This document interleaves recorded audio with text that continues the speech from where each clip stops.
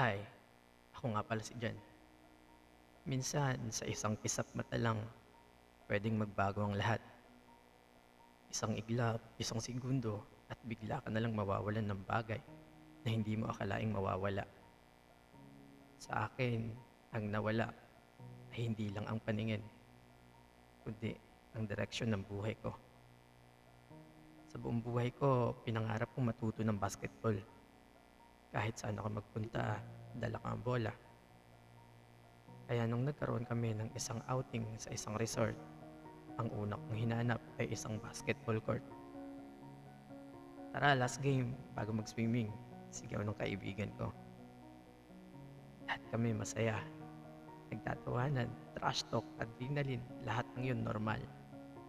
Pero sa isang iglap lang, isang maling galaw, boom! Isang daliri ang tumusok sa kanan kong mata. Nagdilim ang paningin ko. Nakaramdam ako ng matinding sakit. Jan, ayos ka lang? Hindi ako makasagot. Hindi ko makita.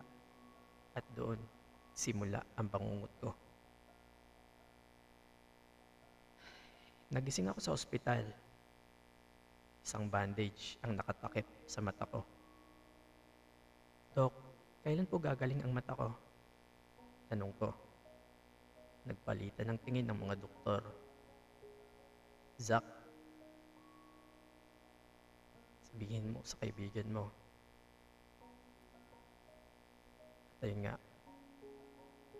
Jan, kailangan mong magpakatatag. Ang pinsala sa mata mo'y permanenteng naapektuhan ang paningin mo. Sabi ni Zach, ibig sabihin, hindi mo na magagamit ang kanang mata mo.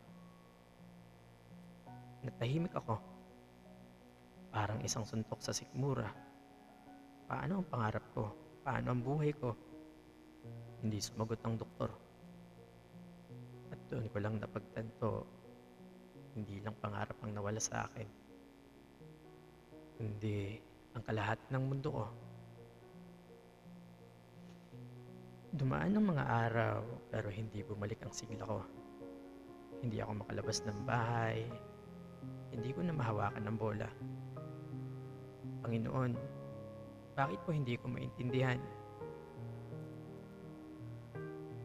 Bakit niyo kinuha sa akin ang mundong mahal ko?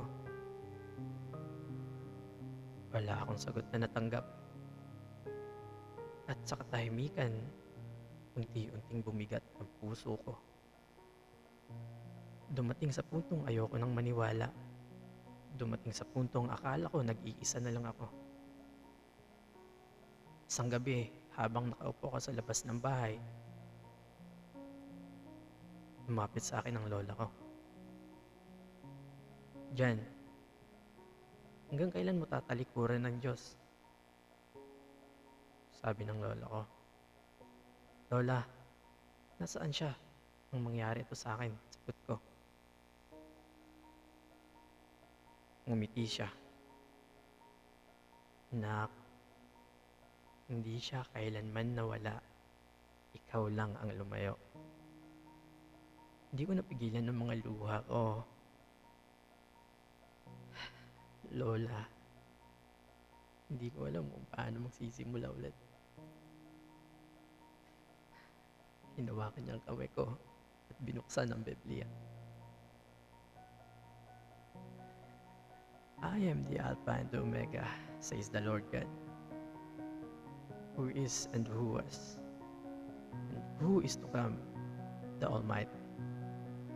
At yun ay nakalagay sa Revelation chapter 1, verse 8.